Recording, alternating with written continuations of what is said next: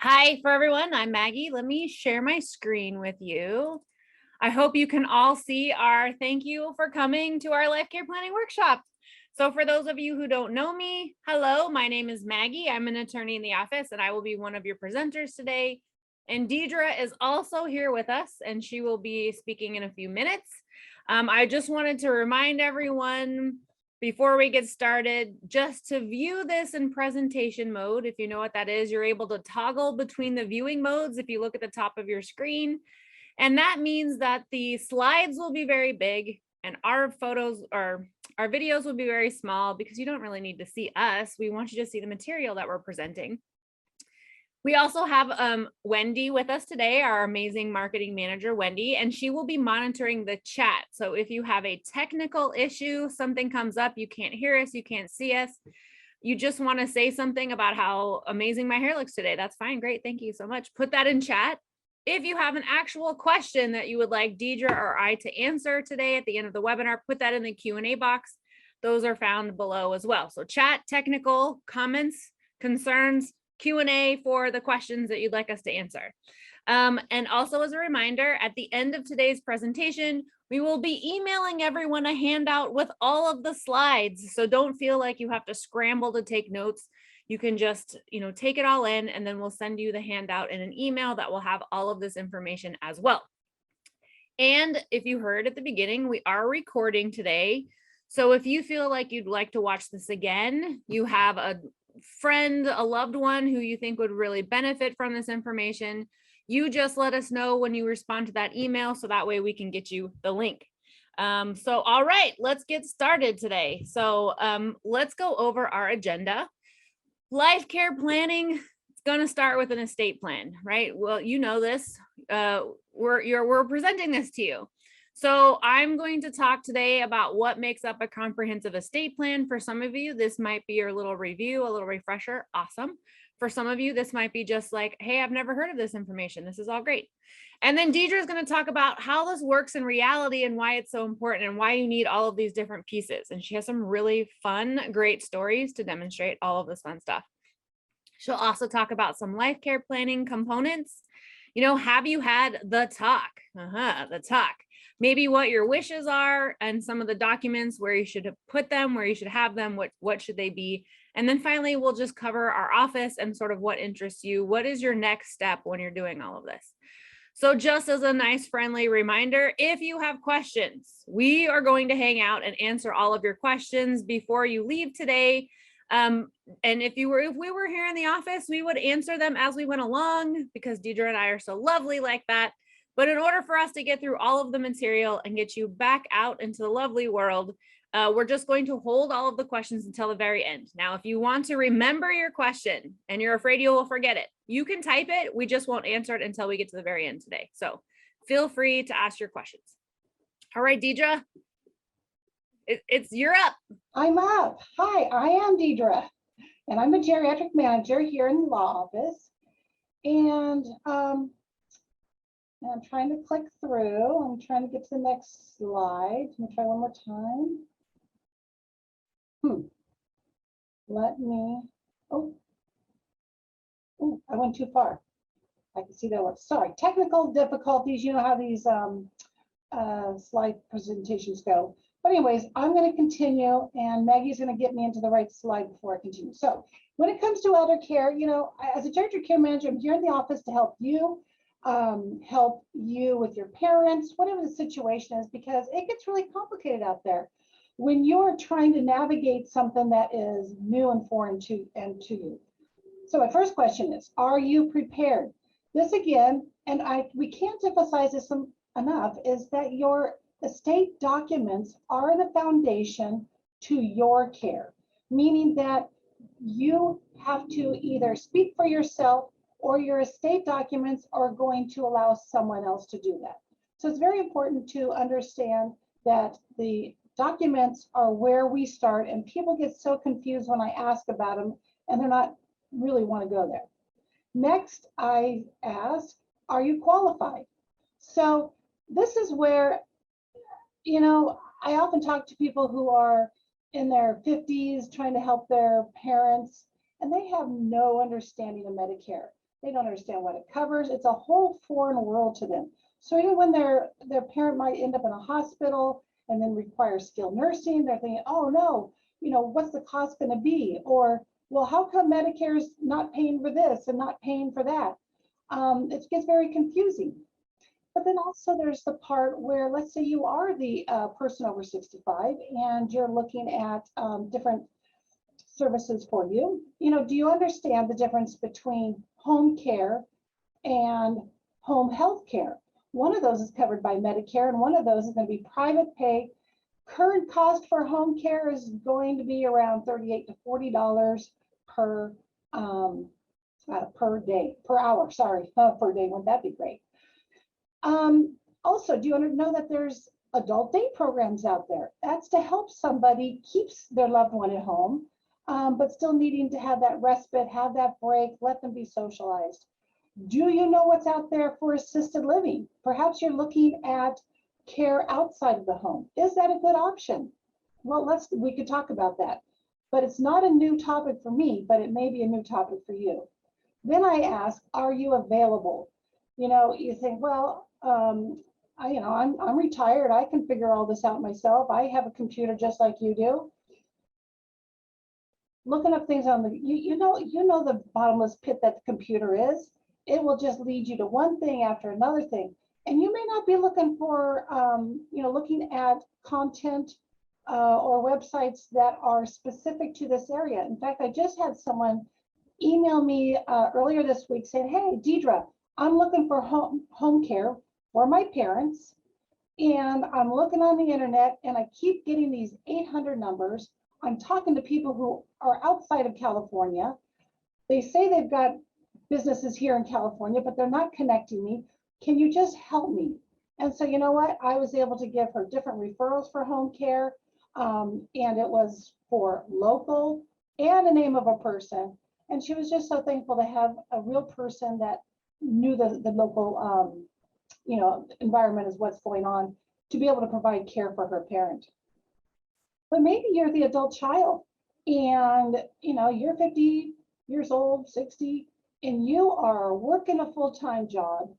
You perhaps have your children you're dealing with high school or college, or maybe they're just have families of their own. But then you're also helping your parents and maybe even your in-laws. And you're what we call the sandwich generation. You're helping generations on both sides, and you don't have the time. You don't have the time to give it your best effort to help everybody across the board. And that's where I can help. So, the life care planning elements essentially is doing an assessment. That could be something as simple as a phone call to me. It could be something where I go out to the home. Perhaps I go out to the hospital, whatever it is, find out what the needs are. What's important? What are the psychological? What are the social? What are the health issues? And then come up with a plan. Now this plan, I've done like 5-hour plans because someone's needing to be discharged from hospital or skilled nursing, and what's going to happen? Plan A, plan B. Other times the plan might be, a 3-year plan. We're not normally doing 10-year plans like we used to in our 20s. Like, how do you see yourself 10 years from now? No, this is going to be a little more fluid. Things happen, things change. And so assist you with the plan, giving you the referrals to help make it happen. And knowing that if it changes, we can go with the flow. And then of course, also advocating for you. I give you the real information. I get so frustrated with some of the information that my clients receive from hospital discharge planners, from skilled nursing discharge planners, from doctors. It gets frustrating to me to hear what they're being told. And unfortunately, it's almost there's a consistency about it. And the consistency is, we want you out of our hair so we don't have to help you or bother with you. So you know what? I'm going to help you with the information, what the truth is, give you the full picture.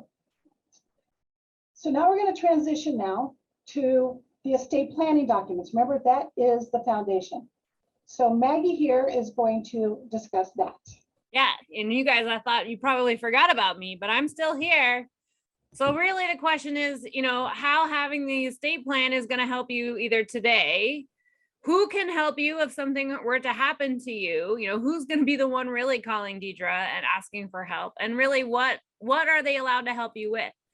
So that's why it is so important to have a comprehensive estate plan. And so these are just like the big four, right? The big four, this is what you should likely have in an estate plan, but there are, and if you are our clients, understand this, a lot of other documents that make up a comprehensive estate plan, but these are the big ones. It would be a living trust, a pour over will, which is the teammate to the living trust, property power of attorney, sometimes referred to as a durable power of attorney or a financial power of attorney, the healthcare power of attorney, and a HIPAA. And the HIPAA is the teammate to the healthcare power of attorney. Now we're going to go over all of these documents, but just out of curiosity's sake, and I forgot to mention this, we are going to have some polls along the way here. I would like to know if you have an estate plan, and so this might be something that will be a refresher for everyone. So do I have an estate plan? Yes, no, or I need an estate plan, ? And maybe that's a whole nother question, and you might be coming to one of our other webinars, right? So it looks like in general, we're about 50-50. Half of you have an estate plan, half of you don't, and a couple of you are saying, do I need one? ? So good. Thank you all for participating in our first poll. There'll be a couple other ones along the way. So let's just talk about very generally what this estate plan is, these 4 documents that I talked about. It gives you the base for what we're going to talk about later and why they're important and why this part of your life care plan is so important. So, what is a trust? Why do I need it? What is a trust? It's just a document. And if you are our clients, you will be laughing and saying, yeah, that's some document. It is quite a large document. It can be. And it manages assets that are titled in the name of the living trust. So it can be community property. It can be separate property if you're married. And for you visual people out there like myself that need this visual of wondering what this kind of looks like, think of it as a shoebox. So really the goal is that once you've established your trust, you're moving your assets into this shoebox, into the trust. And so that way the trust is managing these assets. The shoebox is going to manage it. They're going to hold them all together. And so that goes right on the other end that if you're not moving the assets into your trust, then the trust can't manage them. So if they're outside the shoebox, the trust can't manage those. Now, that's a whole other conversation of whether or not you're funding them properly. And if you have funding questions, good for you. We're having a funding workshop. But when you have a trust, it's business as usual. Nothing's really changing. You have control of your assets. The trust can be modified. So if life changes, if the tax laws change, other things are changing, you can always modify your trusts to conform with all of these different changes. There's no new income tax forms. I don't want to change how I do my taxes. Nobody likes doing taxes. And also there's no change in property taxes. That's the big scary one. Just because you have a trust, you've moved your property or properties into the trust, it's not going to impact your property taxes. And that could be huge if you bought your property, 20 years ago. Well, if I have a trust, do I need a will? Or what is a will? When you have a trust, you have a special will called a pour over will, and it really acts as a safety net to catch you in your big briefcase full of money. That's what it is. When you're falling with your briefcase full of money, it's a safety net. So what it's going to do is it's going to catch the assets that are not titled in the living trust. So maybe they weren't titled, you never got around to it, that fell out of trust for whatever reason, or maybe there's no beneficiary listed on a bank account. I've seen that happen. So, the beneficiary was listed and then they've died. So now you don't have one. The bank lost the beneficiary form. I've seen that one. Or maybe there's no one else on title. So this is the, you were married, you had a joint bank account, husband and wife, they're both listed. Husband passes away and then wife passes away. There's nobody on title. So now we're not in the trust. It doesn't have a beneficiary listed. We use the will and we pour it over into the trust. So there are big differences between having the living trust and just having the will. The living trust is going to avoid probate, the big scary probate. And you have either experienced it or you've heard about it or you've seen other people experience it. We want to avoid probate. It's time consuming. It's expensive. It's very stressful. I mean, I love a good probate, but that's because I'm an attorney, right? If you just have a will without a trust, you will still have to go to court and you will still have to go through probate. So just a will by itself will still require probate, even though you've said who your executor is and how you want your estate distributed, you're still going to court, going through the probate. So on that note, a living trust is completely private. It doesn't get recorded anywhere. It doesn't get lodged anywhere. You can keep it safe, locked, under key until you pass away, and then everyone can find out, that you've disinherited them or whatever you've done. But for a will, it's completely public because now we're going to court and everything that's filed in court is part of the public record. Everyone's going to know about it. All your friends, your family, and your nosy neighbors. The great thing about a living trust is it is effective when you are alive and able, when you are incapacitated, and now when you've gone and passed away. A will is only effective at death. So you can see that there's a big opportunity for something to go wrong if you become incapacitated. The will's not going to help you there at all. It's not going to help you when you're alive and able. So big differences. When you have a trust, you have three very important roles. There is the trustor, the person who created the trust. There is the trustee. Think of them as the manager of the trust, the person who's managing all of those assets, the shoebox. And then there's the beneficiary, the person who benefits from the trust. Now, if this is you, like you created it, you are managing it, right? You're buying and selling and doing all of this, paying your bills. You're the manager. And while you're living, you're also the one who benefits from the trust. And I know what you're saying. No, the kids are the beneficiaries. Well, not really. When you're living, they don't benefit and you might not give them anything, right? So while you're living, you encompass all three of those roles. When there is a death or when you've become incapacitated, the roles do slightly change a little bit. Not surprising, you will always be the person who creates the trust. Great. So we've established you're the trustor forever. However, if you're incapacitated or now you've gone and passed away, the successor trustee is now the manager. They're the ones who are going to be paying your bills on your behalf, or maybe now you've passed away, they are distributing to the beneficiary. And yes, you're right, at some point the beneficiary will be the kids or whoever you've designated to inherit when you pass away. So it does slightly change a little bit.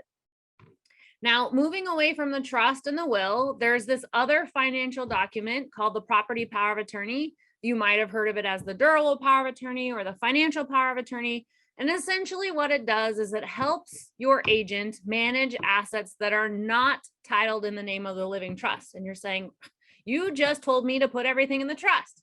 I mean, I didn't say that exactly.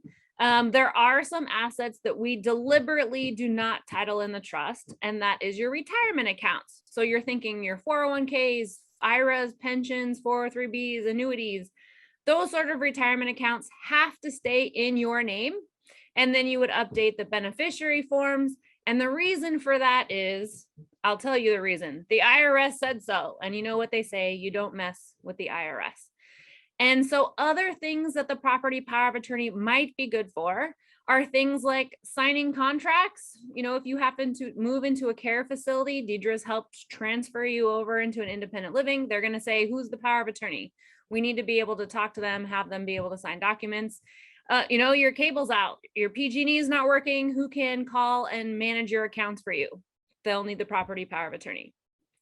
The big key here is that it's there when you're incapacitated and you're not able to do it. So it's going to allow this trusted person that you've appointed, your agent, to step into your shoes. So if you need that visual, think of those pretty red pumps, right? You're just like Dorothy. You're not far from home. You need somebody to step into your shoes. Anything that you can do now, your agent can do on your behalf. Isn't that exciting? There's three different types. There's generally three different types. So there's the immediate power of attorney. As soon as you've established this power of attorney, this person can now step in your shoes, go to the bank, call on your behalf, make sure you're getting your required minimum distributions. You don't have to sit on the phone with them. The other option, which is most of the time, is a springing, and that is when it's effective only upon incapacity. That means they cannot step in your shoes until you have been declared incapable of managing your own finances. And I know it sounds stressful, but if you can't maintain your own finances, you're not going to know the difference anyways. But this is why you do this, right? Our office does a hybrid. If you are married, we say we trust our spouse 97% of the time. So it's effective for our spouse immediately, but for everyone else, we wait until we're incapacitated. So if you're married, you may have a hybrid. Some people say, I don't trust my spouse. There are 3% of them. And so they're springing too. And we have those conversations and it's up to you. And so then we transition to the healthcare power of attorney. So the healthcare power of attorney is you nominating the person who is managing your health decisions. You know, if you're unable to make your medical decisions for whatever reason, who would you trust to make that decision? You know, do you want to prolong your life? Not prolong your life. How do you feel about donating your organs? And no, they don't tell people how old they are when they donate them. Now, the healthcare power of attorney is slightly different than a healthcare directive. Now, I know when people come into my office and they say, I need a healthcare directive, what they're really saying is, I need a healthcare power of attorney. Because what they want is they want to appoint someone to make the decision, and they want to give them some directions on what that decision is. The healthcare directive only says what my decision would be, but it's not actually appointing anyone to make that decision. We want the healthcare power of attorney. California allows us to do both in one document. So we want the better of the two. We want the healthcare power of attorney versus the healthcare directive. And then you look at the HIPAA release. Remember I said it was the teammate of this power of attorney. It authorizes the release of your confidential medical information. So it allows the doctor to talk to you, talk to your agent, not you, because you wouldn't really need it. They're allowing the, release of these confidential medical information so that they know how you're doing. What do the test results say? How are we supposed to be making these informed decisions about whether or not to prolong your life if we don't know how the test results went? And I've been in situations where we haven't had a HIPAA release and the doctor says, I can't talk to you about that. I can't give you that information. So the doctor's asking us to make these very important information decisions about the impact of your medical care without knowing all of this other information. Pretty scary stuff. But it also could be as simple as you calling the hospital and saying, what room are they in? I need to talk to them. So again, the HIPAA release is limited to receiving that confidential health information, but it actually doesn't authorize any medical decisions. That's why you need the power of attorney. So you can see now the nuances between all of the documents and why it is so important to have all of them and also have a good command of why they are so important. So really you can see the healthcare power of attorney here allows the agent to talk to the doctor, and the HIPAA release allows the doctor to talk to the agent, creating the two-way flow of information. And then Dedra really wants to talk to you about the POLST. I know she does. Oh, it's one of my favorite documents.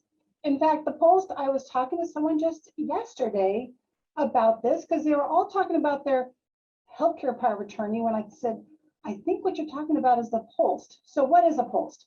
As you see, it's usually this bright pink document, and it's an acronym for the physician's orders for life-sustaining treatment.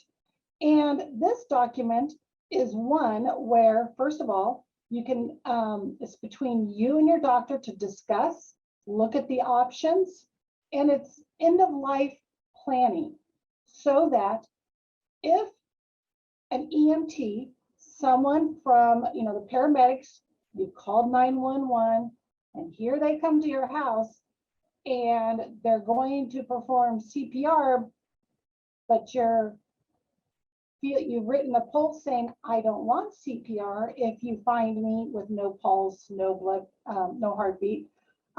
This is the one document that will allow the emergency people to stop and not do it.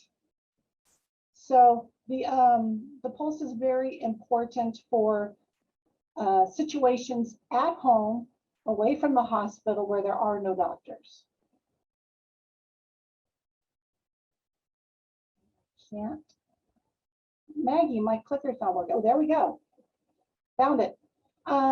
So again, it does provide different options. It used to be back in the day, the old DNR, do not resuscitate, but this gives you more options for types of care you may or may not want for yourself, or if you're doing it for a loved one who lacks capacity and taking care of that for them.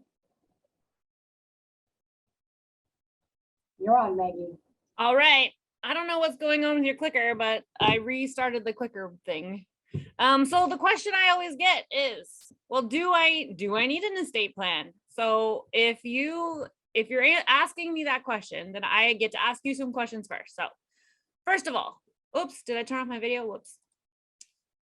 Do you own real property? In the state of California, you have to have less than $166,250 in order to avoid the big probate. So most likely, if you own real property, even a partial interest in real property, you likely need a trust.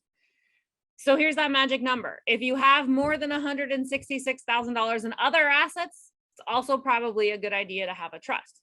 Maybe you have minor children and you are concerned that if you passed away, they would get this big windfall at 18 and how scary that would be because you remember when you were 18 and how responsible you were, or you needed to name guardians and all of that stuff.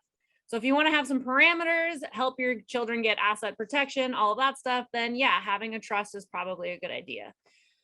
Most people, they want to control where all of their assets go when they die. So if you're one of those people and you don't like California's plan for you, and most people don't, then you probably need an estate plan. And are you over the age of 18? So if you answered yes to any of those questions of whether I need an estate plan, then of course, yes. Now, do you need a trust? Not necessarily. It depends. It depends on your asset situation, your financial information, your family situation. I'm not going to try to oversell you and say everyone needs a trust. That's not true. Everyone over the age of 18 at a minimum should have a power of attorney for their financials. So that's that, durable power of attorney, and they should have a healthcare, because if you have a child who's going off to college and something catastrophic happens to them, mom or dad they don't automatically get to make decisions. What if they're divorced? Who gets to make it? Gets complicated. Once you're an adult, you should have some of these incapacity planning documents at a minimum, not to mention some other estate plan. So now we're facing reality. Oh, scary reality is ahead. What does this look like?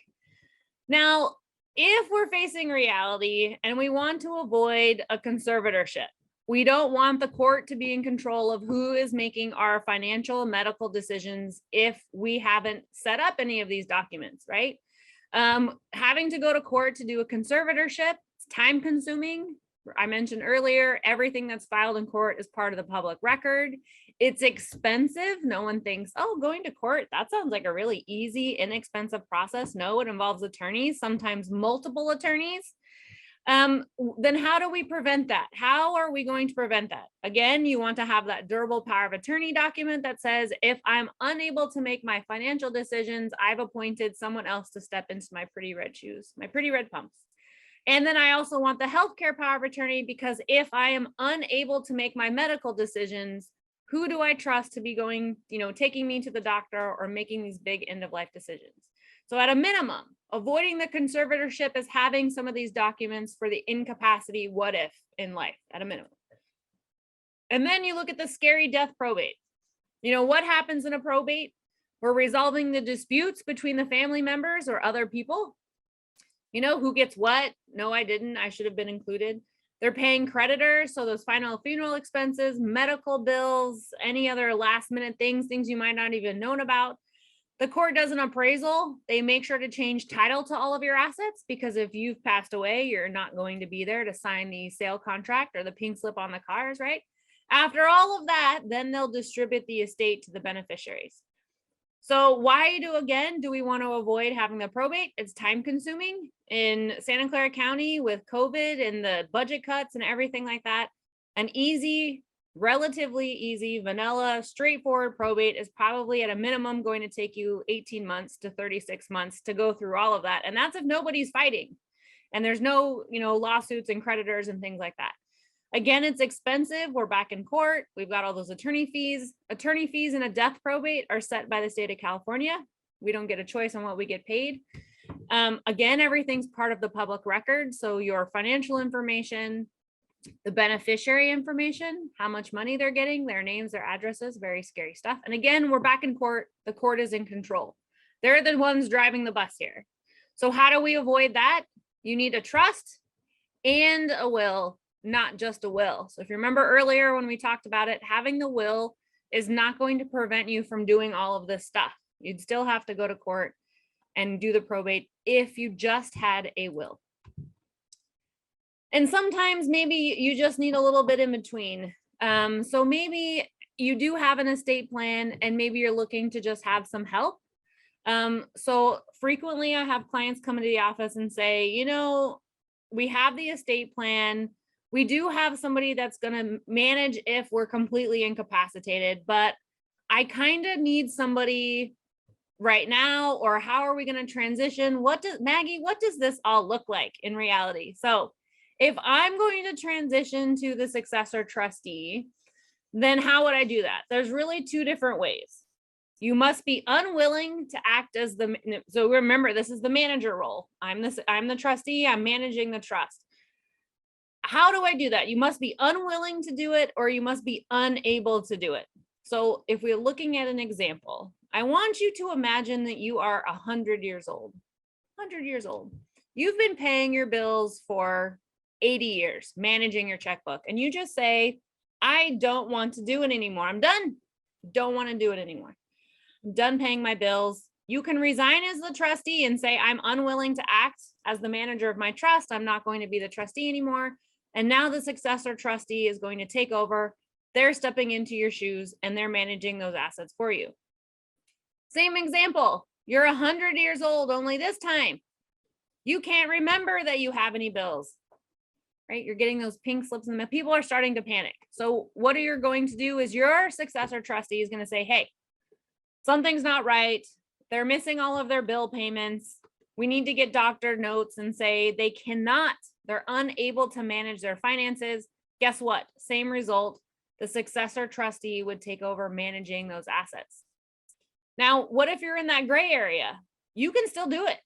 Or somebody is helping you a little bit, or you'd like to have somebody help you. Maybe you can do a little bit of both. So we do have some clients that say, I just want some help every now and then. I don't want to sit on the phone for hours on end, or today I don't want to go to the bank. I want somebody else to go for me. So then what you would do is you could do an immediate power of attorney, an immediate trustee. So that's that immediate, right? You're signing there and they can help you right then and there. You're not waiting for an event. You're not waiting for something to happen, to be done, to resign, to be incapacitated. What you're saying is, I can do it. I still have complete control if I want.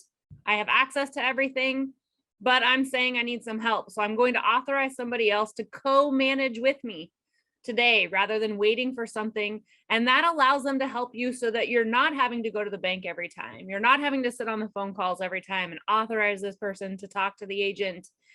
Not that anybody here has done that. And what about this talk, Dedra, that everyone keeps talking about?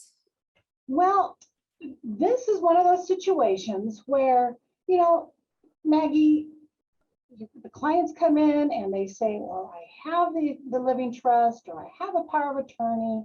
I've done these things. I don't understand. And then I said, yes, but have you had the talk? Of course, they go into that mode of, what talk are you referring to, Dedra? And I'm like, no, not the one, you know, that embarrassing one we had with our kids back in the day. No, this is the talk about your wishes. It's about, what do you want?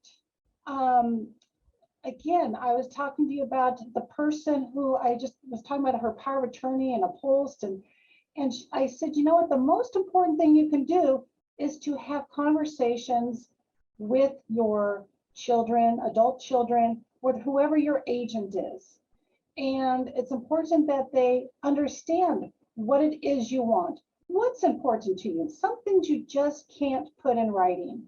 And Maggie, my clicker's not working again. There we go. And so, you know, these wishes, what are you wanting, is very important for everyone to be on the same page. Now, your agent is going to make the ultimate decisions. Your power of attorney, your healthcare power of attorney person, agent, will make decisions on your behalf. And it's so much easier if the whole family, if all the kids understand that, yes, this is what mom would want. Yes, this is what dad would have wanted, instead of maybe some turmoil along the way. So knowing your wishes is very important for your loved ones to understand where you're coming from. So now we're going to have another poll. And the poll is, have you had the talk with your children, family, or trusted people? So we have the yes, we have the no, we've had the I tried, but they don't want to talk about this stuff. Or you know what? You're saving it for that holiday or special occasion because it's a great way to kill the mood. No, really, it is a good time. Do this when people are around, when everybody's around. So right now, it looks like, half of you have had the talk, half of you have not had the talk. There is one of you who, yeah, the kids don't want to talk about it, or you do want to ruin that special Thanksgiving time meal. So it looks like really we're at a, most people have not. And I get that. So we are going to close that poll because now everybody knows that where we're at. So not everyone's had that discussion. Do it. And like I said, this is not something that just is a one and done. This is something that's over time. Now, after we've had discussions, there are times, time passes, days, months, years, and different health issues come up. So what about dementia? When you have a loved one who is experiencing dementia, and dementia is the big overall diagnosis. It could be Alzheimer's, it could be caused from a stroke, it could be lots of different reasons. But if you have a family member who has dementia, there are some real concerns for that person. They may be wandering around. They may walk out the front door. There's sundowning. This is where in the evening behaviors become, they get agitated, frustrated, angry, might even look a little crazy. Maybe they're just unsafe to leave at home. Perhaps there's lots of different reasons for different safety issues, such as the stove, leaving the stove on, leaving front doors open. Are they even still driving? I had a client come in, and let me just tell you, all my examples today are real examples. I can't make this stuff up. So the client came in and she's like, Dedra, I'd like to talk about Medi-Cal planning. My husband has dementia and I'm very worried about running out of money. I'm young, I've got lots of years ahead of me, and I don't want to run out of money. I said, okay, that's fine, we will discuss that, but tell me about your husband. And she goes to tell where, she has to help him get dressed. She has to help him in the bathroom and the showering. And, she prepares the food, she helps him with the medications, but, generally he's a very compliant gentleman. And I said, okay. And I said, I was just curious. He was very healthy, physically healthy. And I said, well, does he ever go out the front, out the front door? Because I'm thinking about him getting lost because he doesn't seem to, he wasn't really in tune with reality. And she's like, well, yeah, he goes out the front door. And I said, oh, I said, are you around when he does? I said, well, he goes out the front door. And I said, well, like, does he walk? Does he go for a walk? How far is he going? And she looked really bewildered at me. And she says, well, he gets in the car and he drives down to the grocery store or to the coffee shop. And I'm like, what? I mean, I was just shocked. I said, well, let's discuss this a little further. And she says, I've tried lots of things, that he's just going to drive. I just want to know how to save my money. I'm worried about the finances. I said, well, I would like to talk a little, have you tried? And I was giving her options, ideas. And she just really was just shutting the door on me and did not want to discuss it. I wanted to discuss Medi-Cal, how it can help us, how it can preserve our assets, and help pay for my husband's care. Okay, let's talk about it then. And I took some information. I said, I'll reach out to you in a week, for you to gather more of your specific information. When I called her, she was very distraught. She said, I can't talk right now. I'm in the hospital. And I said, what happened? And she's like, well, last Friday, my husband went out to do an errand and he didn't come back. And I called the police and they were at the house for hours and we were searching for him, waiting for him to return. He's out in his car. And he didn't show up that day, and he didn't show up at night, and the next day. And finally, they did find him. And it's not like they found him. It was actually a neighbor 2 blocks away. And he was there banging on this neighbor's door, wanting in, thinking it was his house. And he was disheveled. He had some scrapes and bruises, and the car was found to be about a block away. And so they took him to the ER, and this was the beginning of his steep decline. He was never the same. She was not able to carry. He went from this relatively compliant, easygoing gentleman to needing full care.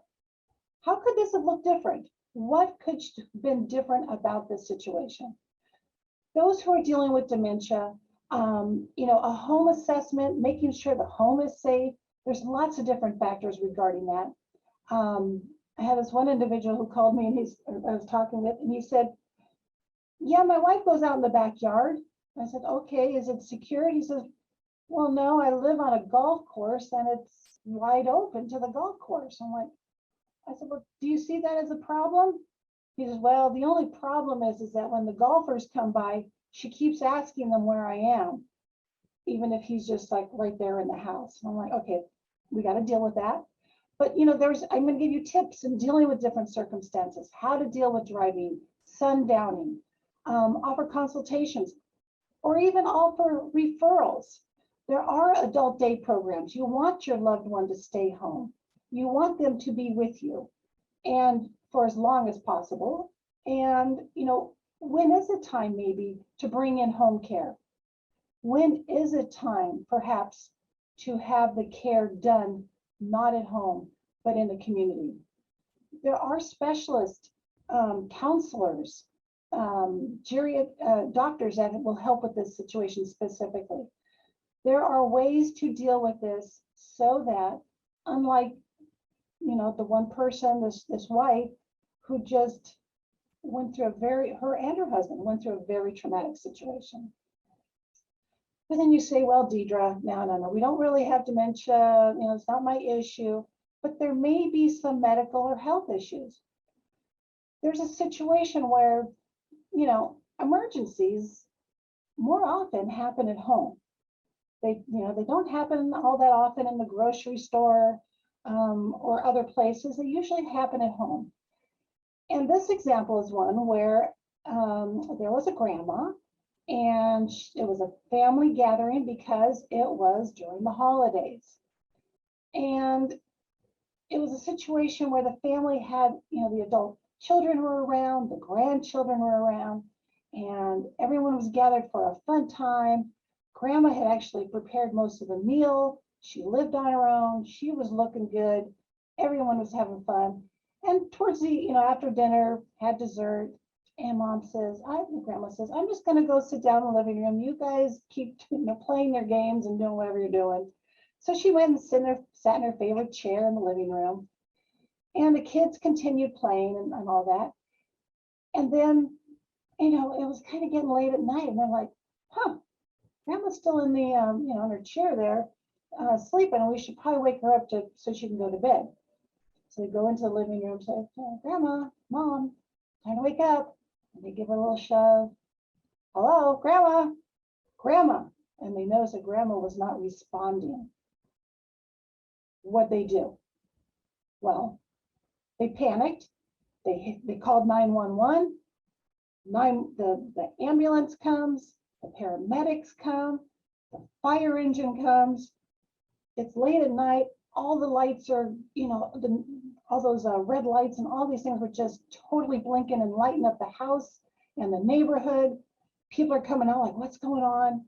And here the paramedics take Grandma, lay her out on the floor. Little grandkids are watching this happen. They're like, there's no pulse. She's not breathing. Start CPR. And they're starting this, and her children are like, no, stop. This is not what Mom wanted. We have had the talk. We need to stop this. And paramedics must continue with life-sustaining treatment. And they said, no, no, no, we have the documents. And they're scrambling around the house. Finally, they find it. They like, here, I got the papers. I got the papers. Here we go. And they show it to the paramedics. Paramedics read it. This is not sufficient. Continue CPR. And they did the compressions, they did the oxygen, they did the electric, and the grandkids are just watching all this. Her children are watching all this, and off they go. How could this have been different? First of all, what they did not show her or show the paramedics was the pulse. Remember I talked about that pink piece of paper? The physician's order for life-sustaining treatment? That is what they needed to show the paramedics so that they would have had a doctor's order to stop CPR. It's the only way. What they tried to show the paramedics was the healthcare power of attorney. Mom's wishes not to have life-sustaining treatment. Who mom wanted to speak on their behalf to the doctors. But these are not doctors. This is people who are in the home that must perform the life-sustaining treatment. So how could this have been different? Know what the documents do and know where they are. Had they had a pulse, had mom had one, have it readily available, have it on the refrigerator, have it right there at the nightstand, have it next to her bedside. Know the difference of the different documents. Know the difference between the healthcare power of attorney, the durable financial power of attorney, and the HIPAA release. Very important. It would have ended a lot of what went on here because we can't help but call 911. We just do it automatically, even if we think, I wonder if she's already passed. It's important to call 911, but it's important to have the proper documents.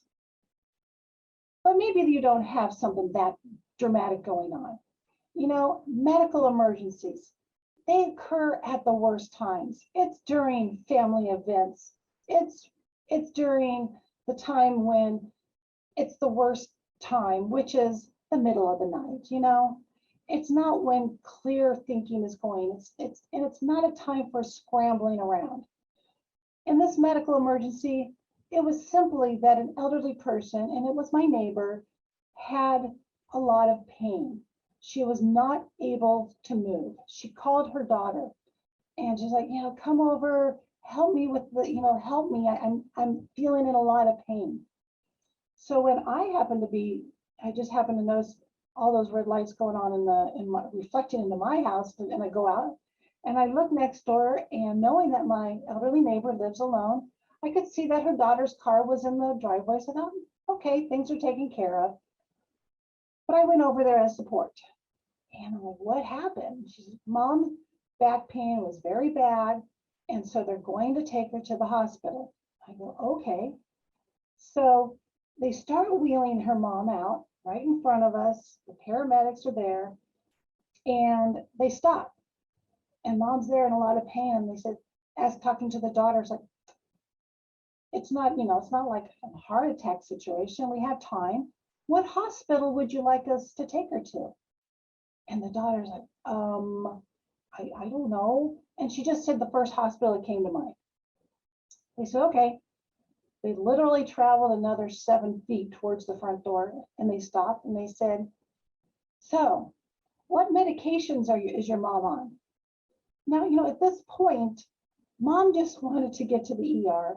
Daughter just wanted to go with her. They want to relieve mom's pain. But when the question arose, what medications are your moms taking? It was, I don't know. So they said, well, look around, bring the bottles with you. Now, again, at this point, daughter wanted to be with mom. She wanted to be there when she got to the ER, the moment she got there, never leave her side. But instead, she's scrambling around the house. She's looking for the bottles of medications that mom is taking. Well, where do you suppose she found these medications? Well, she found them on mom's nightstand. She found them in mom's bathroom. She found some in the guest hallway bathroom. She found some in the kitchen. And she found some in the refrigerator. And she's just putting these all together, throwing them in the bag, not knowing what's current, what's old, no idea, but scrambling so she can get to the hospital and meet mom. How could this have looked different? First of all, like we've talked before, is let your agent, those people who are helping you, know what your wishes are, know where the estate documents are, and having what is a life file. LIFE is an acronym for the life-saving information for emergencies. This is specific to Santa Clara County, but it doesn't mean that if you live outside the county that you can't have something similar. EMTs here in the county are instructed and know to look on the refrigerators for information. They're not looking for a snack. They're not hungry. They're going to the refrigerator to see if there's more information. And the information in a life file is going to be, who's the doctor? What are your current medications? Who do you want us to contact in case of an emergency? I mean, what if mom, my neighbor, had called 911 herself and her daughter wasn't there? Suppose she lost consciousness or was unable to answer for herself. Had she had this file on her refrigerator, the EMTs would have known all this about her and all would have gone smoothly. They would have called the daughter, they would have contacted the doctor's office, they would have known her medications. It's a whole lot easier to know this information if it is readily available. And you can even put a pulse in there. If someone has a pulse, put that also in this file. Every situation is different, and so you may even want just to have a meeting with me or someone to help direct what is important to make things not as hectic, because they're going to be hectic. It's not a good situation when medical emergencies arise. So sometimes, and oftentimes, I'm getting the call, mom or dad are already in the hospital. And the panic is, well, they're being discharged and I don't know, where they need to go. I don't know what's covered. They want her, they want mom to go home and there's nobody that lives there to take care of her. Do I have to care for her? Should mom come to my house? I'm working. I can't take care of mom. Oh, it costs $40 an hour to take care of mom. She can't afford that. Am I responsible to pay for that? What do? You know what? Give me a call. There's different options. You have rights. Your mom has rights. I even had a situation where mom, preemptively, they knew that mom was going to go in for surgery. She's going to have knee replacement. And mom was in her upper 80s. And the doctor, so, nicely said, oh, it's outpatient surgery. Don't worry about it. Your mom can go home after the surgery, no problem. And I'm like, no, do not allow this to be an outpatient. And I talked to the son and tried to get him to talk to the doctor, but he kept listening to the doctor, not to me. The way that story ended was mom did go home. Son ended up taking care of mom over the weekend. He then needed to go back to work and they hired care for 2 weeks. Mom didn't get better.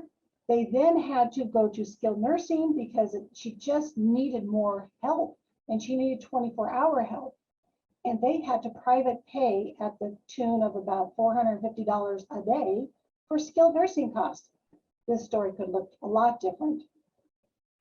But maybe Medi-Cal is something that you need to address. And so often people say, nope, not eligible.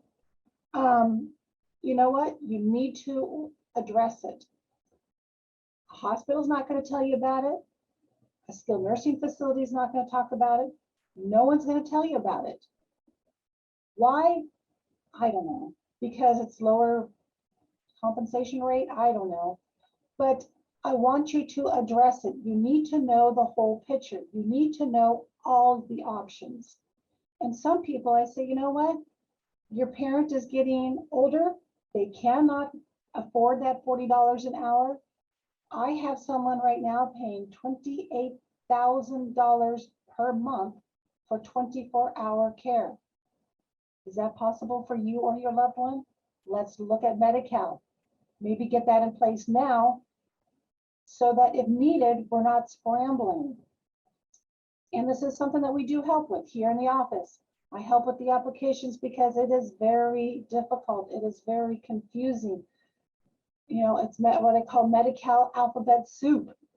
And some people, you can try it on your own, but it is something you may want a professional to take off your plate. So what is Medi-Cal? Maggie, I think you're going to discuss this.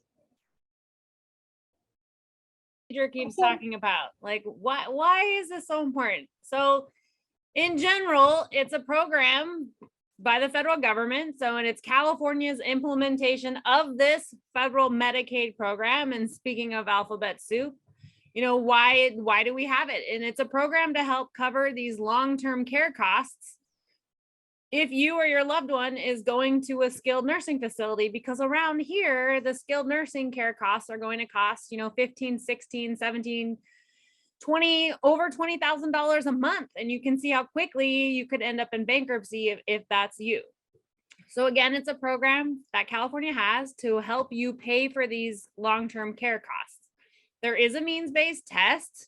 And most people assume, you know, if I have assets, I'm not going to qualify. And like Dedra was saying, right, I have stuff, I have things, I have a house. And that's not really true.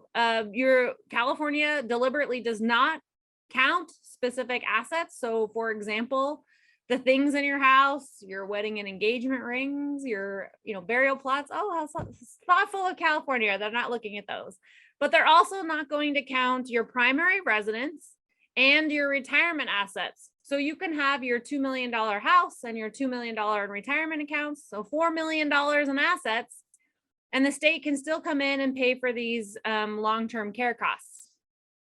So how does this all work exactly? Our office calls them Medi-Cal triggers. The key to being able to qualify for Medi-Cal is actually having the language in your estate plan. So it's again another reason why all of these documents are so important, having them if you ever need them. Not everyone will end up in a skilled nursing facility, but what if? What if there's that chance that happens? So essentially, these Medi-Cal triggers, it's special language that we have in our estate planning documents. And what it does is it pre-authorizes your agent, your trustee, your executor, your trusted person to be able to restructure and protect the assets that would disqualify you from having the state of California pay for these long-term care costs. And the key is having the language before you need them, because if you're headed to a skilled nursing facility, odds are you don't have capacity to create documents or to modify documents that don't have the language. Dedra and I have both reviewed documents and it says anti-Medi-Cal language. There's absolutely no way you can modify the documents, or they don't have any documents at all. And we've had to say, we're really sorry. There's nothing we can do to help you to get qualified.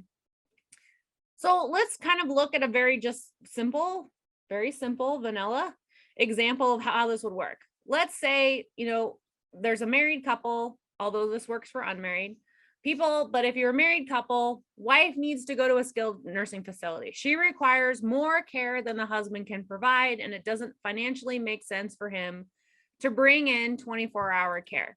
The husband's going to call Dedra on her secret bat phone and say, Dedra, I need to activate my Medi-Cal triggers. And she says, great, you have our trust, so I know that you have them.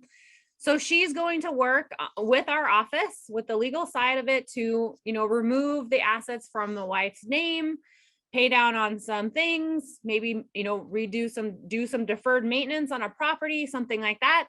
And on paper, with no assets in the wife's name, boom, she qualifies for Medi-Cal. Doesn't that sound so easy and so simple? Of course.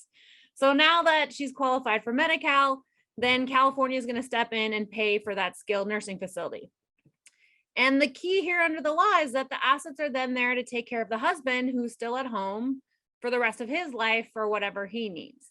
And I know what you're thinking. Wow, Maggie, that just seemed like really simple, but I need more information, right? I need to know all about it. I want more information about the rules. I need to know specifically how this works. I need more examples. What if I'm not married? What happens if the husband dies before the wife? What happens then? Or maybe you're worried about, can Medi-Cal come back and say, hey, we paid $100,000 for your wife's care. Can they come back and get that money? We're not going to go into that today, but we do have a free Medi-Cal workshop every month that I encourage you to attend. And Justin does that as well. And if you are looking at some point now or in the future for Medi-Cal, the first person you're going to talk to is Dedra, who's going to explain to you a little bit about the process. All right. So when it comes to Medi-Cal, the conversation starts with me here in this office, and it's me gathering a lot of the information because we need to know what everything is, the assets, the income, how things are held. And people really just, I mean, I have had people call me and say, tell me, I'm calling about Medi-Cal, even though I know my mother is not eligible because I looked online and this is what I know. And it's so hard to talk. It's like, okay, let's just start from the beginning and let me make that decision. Because what I find out is they're looking at other states, they're looking at federal versus California, they're looking at 2016 information versus current, they're all over the board. So having an understanding of how, eligibility is very important, as well as the process, knowing who these workers are that I'm contacting and calling over at the county once I have submitted the application. And if there's any legal work, you see, having the Medi-Cal application along with the attorney's legal work, if needed, not all the time there's need for legal work, but if there is, boom, it's here in the office. We work very well together, and it's just a very smooth transition there. But then also following up with the application, and knowing, I had one situation where the application, I mean, the rule is that Medi-Cal must either process the application in 45 working days, or maybe they request more information. And after 45, it was like day number 44, and I get something, I call and the county worker says, oh, well, we need some more information. I said, well, send it my way. I'll be able to answer that for you. And she did. And it was so funny because essentially she hadn't even looked at the application at all. She's like, well, I need a birth certificate. I need a this, I need a that. And I'm like, I already submitted all that. At which point then I just, elevated to the supervisor and take care of that. But I've also had situations where eligibility worker had just once. The eligibility worker called the client. I don't even know how they got a hold of her number, but she did. And the person, there's certain things you want to say and share and certain things you don't, because it could be it can mess up the system and the process. But this is where I have a full understanding of what the process is, how to make it simple for you, because you just pretty much dump it on my plate and then I take care of it from there. But you know what? Not everything is all this doom and gloom that we've been talking about. This is life going well. This is where I want to be. I want to be there today, actually. I want to sit on the beach on a rock. Oh, nice. Well, here I am in the office, so it's not happening. But what if you say, Dedra, everything's going well? I've got your estate plan. I've had the talk. I've done it many times. Everybody knows what I want. Everyone has copies of my documents who need it. They know where to find it if they're at my house. My doctor, my health providers have everything. I've done it all, Dedra. There is just nothing more for me to do. Well, the question is, for this poll, is do you agree with this statement? I've got everything. My life is going well and I have done everything on the checklist. So either you're going to be the Yes, I'm that guy sitting on the rock with my arms wide open. Or, no, I have some work to do, but life is still good. Or, help me, Maggie and Dedra, help me. Well, you guys can call us, after we're done with the webinar, we'll be able to talk to you. But anyways, this is, it's one of those situations where there might be just one other thing to do. I'm glad to see that there is one of you out there where you're sitting on the rock and you have done it all. But most of us are they're still, life's still good, but there's some things to do. So that's the 90% of us. So I'm going to continue talking because that poll is done. Thank you for sharing, because we know how it can be. But you know what? Even though we went through all that, what else could there be? What else? Can you believe that there's still something else out there? Is your home safe for you? Your home is the place where you spend the most hours of your day, of your life. And for seniors, it is the place where most accidents occur. It's not happening out there, like I said, at the grocery store, getting out of your car, in the car. It is the accidents at home. It's that fall. Everyone knows of the I've fallen and I can't get up commercial. There's a reason for it, because people do fall. And why do they fall? Well, our eyesight changes, our reaction times change. There's different reasons. But the one that we can't help what our body's doing sometimes, but we can help our physical location and making the home as safe for you as possible. And I will say, what I see out there is people who've lived in their homes for 10, 20, 30 plus years. And the home that was perfect when you were a 40-year-old, even a 50-year-old, may have issues as you are becoming the 70-year-old, the 80-year-old. I went to a home once where I was doing a home assessment, and just getting to the front door, I held onto this really wobbly post, and there was tiles on the front porch, and they were cracked and loose. So I stepped on it. I kind of lost my footing a little bit. And the gentleman opens the door, and I'm like, he goes, oh yeah, you know what? It's been that way for years. It's okay. I know it's that way. And I'm like, no, fix it. But I have a better story for you. And like I said, I don't make this stuff up. I went to a house. I was called by the adult children for a home safety test assessment. And the reason I was called was because mom and dad lived there at the house. It was a 2-story house. Mom had dementia. She was very mobile. Dad was having some physical ailments, sharp as a tack, but because of his physical ailments, he had to use a walker. And the kids are like, he absolutely refuses to have anyone come into the house to help him. So we at least want to make the home safe. And I said, well, is there anything that's happened? They said, well, yes. Dad fell into the pool. Dad fell into the pool with his walker and couldn't get out. And he was screaming for help, standing at the edge, holding on to the edge of the pool until a neighborhood and took him out. So I'm like, okay. I was there probably a week later, and I'm looking at the scenario of that backyard. And what I found, you see, now Dad was a very stubborn person, and he loved to do his own projects, and he's going to do things his way. And he was working on the back side of the house in the corner on the other side of the pool earlier in the month. And he needed to have an electrical source back there.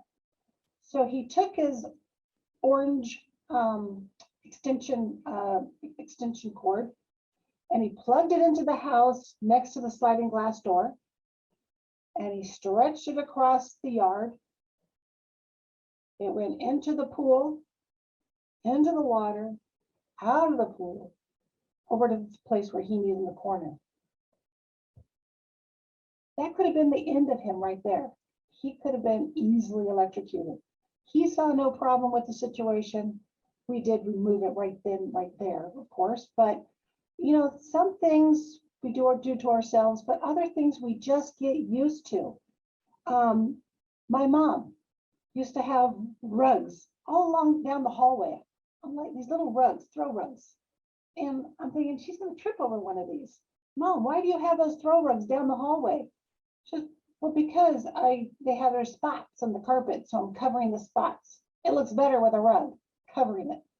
Like, Mom, no, we're going to get a carpet cleaner in here. We're going to take care of this and get these rugs off. These are tripping hazards. So again, is your home safe for you? Having a home safety assessment is something I do. Get a fresh look, you know, fresh eyes to look at it, professionalize, know what the risks are. I'll write up the recommendations as well as make recommendations to implement the changes. Make your bathroom safe, make the kitchen safe, make your home safe. Very important. Don't get used to the way it is because it's always been that way. Your home is under your control and you have the ability to make it as safe as possible. So Maggie, come on in. Question is, what is your action plan? What is your action plan? What is it? What's next? Although half of you are sitting on that rock, so maybe there is no action plan. There's nothing for you to do, right? The biggest question we get at this point is, when do we contact your office? You know, do we just hang out here and just wait for something to happen? Not necessarily. Maybe there's been big life changes. Somebody's died, somebody's been born. We want to change our trust because we don't like our kids anymore. That sort of a thing. If somebody enters the hospital and like Dedra was saying, they're trying to discharge them and there's no plan, we need a plan. What's the plan? What's the life care plan? Or like Dedra was talking about, maybe it's updating your house so you can live there longer, better. We don't want to slippy slide down and start breaking things, or it's time for us to move. What does that look like? Are there tax consequences for us selling our home? Are we moving to a facility? What kind of facility? Or maybe you're concerned about some of the choices that are being made, or somebody's influencing your family member or something like that. Or you just want to review your estate plan because it's been 20 years since you've created it. Call me, call Dedra, figure out what the next steps are. And who do you trust to do that, right? Of course. Hello, come and see us. Hi, at the office. So the great thing about our office, which is unique from a lot of other offices, is that we do have a Dedra. We have a geriatric care manager, and we have the legal side all under the same roof. There have been many times, Dedra can vouch for me, where I have pulled Dedra into my appointments and said, this is not a legal question. This is really a Dedra question. So let's talk about it. And Dedra's done the same to me. Hey, I have this situation. Can you please come and talk to them? Or will you review their documents and find out, do we have the Medi-Cal language? Or what do you think? Should we just do a power of attorney or something like that? Not too many offices have a Dedra. Speaking of Dedra, I'm going to let her talk to you about her. Hi, I'm Dedra. I like being referred to as a Dedra. I am the geriatric care manager here in the office, and I have been here for over 9 years. And I started off as an occupational therapist way back in the day. I'm currently a certified senior advisor and a Medi-Cal specialist. I know the ins and outs of Medi-Cal eligibility as well as application process. And Maggie. Usually we have a slide for you and your grandkids, but I don't know. It wasn't there because I am a grandma. I've got 2 wonderful little kids. They're adorable. Take my word for it. I've seen them. They're really cute. So hi, everyone. I'm Maggie again. I'm an attorney in the office. I've been practicing for more than 12 years now in estate planning, trust administration, and probate. You can trust everything that I say. I know I look so young. Thank you. Stop. But I do have more than 10 years of experience as an attorney. And a lot of the things that Dedra and I have talked about today, I've experienced in my own family, whether it's probate. My grandmother had Alzheimer's, so we went through the whole dementia, we've moved them out of their home. We've dealt with a lot of it, the family fighting, all of that stuff. So I can empathize and sympathize with a lot of you and what you're going through. Definitely. Oh, was recently awarded Rising Star by superlawyers.com. I always forget about that. So if you're clapping, thank you, stop. Oh, you guys are so sweet. I forgot my applause button. And I don't have my picture either for my kids. So I grew up here in Silicon Valley. I'm married. I have 2 kids. Ellie is 7. Addie is almost 4. They both talk a lot. I don't know where they get it at all. One of the things we talked about our office being different, we have the integrated legal and geriatric care services. So if you need an estate plan or you need a life care plan, it's all done under one office. And the other thing to remind you, if you don't already know, is we don't have an hourly billing rate. The legal services side is done on a flat fee. So if you have questions, you can call us, you can email us, you can come in and review your plan, and we don't charge you for those. We will want you to ask the question. And a lot of people are afraid to ask the question because they think that they're going to get a bill in the mail, and you don't have to be afraid of that. We don't do any of that. Dedra, do you want to talk about your services? Right. So the geriatric care services, there is it is a hourly fee-based service. However, I say, give me a call. I do offer a free 15-minute consultation. Sometimes it even goes over because I do a lot of information gathering. I need to know, can I help? Can the office help with the legal services? Do we work together to help you? What is the situation? So, I offer the home assessments, the Medi-Cal application, life care planning consultations. Do I move now? Do I move later? Where do I move? Do I move into another home? Do I buy a smaller home? Do I go into a senior community? Do I go into a community that has 3 levels of care? I mean, it gets very complicated if you're really looking at it and planning, thoroughly planning out. And I love those who are planning because I just too often get all those crisis modes. But you know what? I'm happy to help out with those too. What if somebody's already passed away? Then we can help you with the trust administration or the probate, but hopefully we're all getting our estate plan so we can avoid probate. So again, what is your next step? For the half of you that said you don't have an estate plan, maybe the next step is attending our Living Trust seminar where we can talk a little bit more about the documents in detail and why it's important to have them. Maybe you want to attend one of our other free workshops, such as the Medi-Cal planning one. Wendy put that in chat. So if you wanted to sign up for that, that's there. If you've created your trust and you want to do funding, maybe that's the other. So we have a lot of different free workshops. You can look on our website. Maybe it's been a while since you reviewed your plan, or you want to talk to Dedra about a life care plan. So signing up for a consultation and review.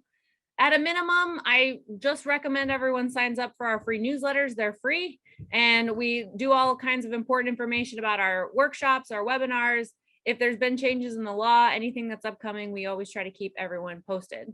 So if you're interested in the Living Trust webinar, it's Saturday, April 9th at 10 a.m. That's the next one.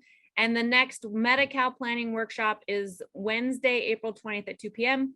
And again, you can register on our website. And when we send out that follow-up email, we'll have that information as well listed there. So our final poll, I know you guys are so excited. This webinar was helpful. Yes. Was it helpful? Yes. Maggie and Dedra are the best, or Maggie and Dedra are the best. Well, that's weird. I wonder how that got on there twice. Who did this poll? I would like to know who did this poll. Well, it's kind of a trick question, isn't it? If you didn't think we were helpful, then I guess we don't really want your opinion. It's what we're trying to say. I'm just kidding. We hope that you found it helpful. We really appreciate all of you being here. So once again, if you need to leave for whatever reason, you're not going to hurt our feelings. If you'd like to stick around and ask us some questions about anything that we talked about today or anything we didn't talk about today that you want to ask about, we're going to hang out here. So let's see. What about financing assisted living, Dedra? Does Medi-Cal cover it? If not, how do you do some asset protection? Sort of, what are your recommendations? That's really a lots of money. No, just kidding. Okay, so first of all, Medi-Cal is primarily used for the catastrophic cost of a skilled nursing facility. if someone's on Medi-Cal, that's what it's mainly used for. And there is a program within Medi-Cal called the Assisted Living Waiver Program. And the state has a limited number of these waivers. It's an actual number. And it had essentially been filled and there was no more room. And yet there has been where the governor has allowed for, I think, 7,000 additional waivers. And you're thinking, oh my, Dedra, yes, I'm going to grab one of those. The problem is that prior to that 7,000, first of all, there was a 3-year wait. So those people get priority. The other thing is that you have to understand that the assisted living waiver program is in only certain counties of California. Oh, come on, Dedra. Now, then I say, yay, it is in Santa Clara County. However, the problem is there's only 2 places. One is taking no applications and never will. There's a reason for that, but I'm not going to get into that here. The other one is a board and care home. And I'm not really, I will just say I would not have my mother go there. That was very diplomatic. I love it. So, you know, is it a viable resource to use Medi-Cal here in Santa Clara County? Probably not. Do you have family members that live elsewhere that maybe it's someplace in Riverside or Sacramento, certain other places where it is possible, and that's all I'm going to say. So generally speaking, here in the area, assisted living is privately paid, and the least expensive route is to go for the board and care homes. And there's some great ones, and then there's a lot of not great ones. Or you go to the community type, the larger communities where they have independent and assisted living. There's all different types. So I don't even know what your question, you know, when they say the question is, you know, what are my recommendations? It just depends. Everybody's different, and the whole situation is different. Where your financial situation is different, and like Dedra said, where you end up is different. But I have a good question: is what if you can qualify for Medi-Cal for a skilled nursing facility? How do you find a good one, and that one is going to take Medi-Cal? Do we want one that's going to take Medi-Cal, Dedra? Yeah, you know, there are good ones that take, you know, people are shocked. They think that the skilled nursing facilities that contract with Medi-Cal are the worst of the worst. And yet almost all of them do in this area contract with Medi-Cal. There's only just a few. And I have had people, you know, I want to be at the Forum. I want to be at the V in Palo Alto. You know, we're talking, they're not contract with Medi-Cal. They're a whole different world. But if you want to, you know, be over at Saratoga Retirement Center, they do accept Medi-Cal. So, you know, it isn't about the level of care when you're talking about a place that contracts with Medi-Cal. Yeah, some skill, it's just a generalization about Medi-Cal, about skilled nursing. You know, some provide better care than others. But the other part of that story, Maggie, is that I have 2 different families who have their loved one in one skilled nursing facility around the same time period. And one says, wow, that was great, Dedra. The care was wonderful. Love the caregivers, the best thing ever. The other family's like, the police need to be called. It was the worst place ever. And we're talking about same place and 2 totally different feedback regarding the place. So it's sort of subjective too, then, really? Well, you know, part of it is what's your expectation. You know, I so often when people are going to do Medi-Cal planning for their loved one, like, you know what? You need to know what you're planning for. I want you to go visit what a skilled nursing facility is. It's just a step down from a hospital. It's not all the beautiful glitz and glamour of. They think assisted living is what's in their brain, because assisted living places are very homey and and bright and like a cruise ship on land is where they used to advertise themselves. Now they're shifting from the cruise ship because, now with COVID. they don't want to be the cruise ship on land. What they are saying, and actually the construction is looking different now. They're looking more like a resort, Oh. an all-inclusive resort. Everyone's opinions are different too. When we moved my grandparents over and they did an independent, and the whole plan was doing the levels because my grandmother has Alzheimer's, so that they would be able to have a place that she could eventually transition over if needed into the facility, although we didn't end up going that route. But once we finally got them there, he said, I wish we would have done this sooner. And it's like, man, if we had known Dedra before all of this had happened, or, had planned on this, or could get him convinced and had the talk and all of this, and had the dialogue going sooner, maybe we would have been a little bit more successful, but it is what it is. Yeah, there's a lot to be looked at, talked about.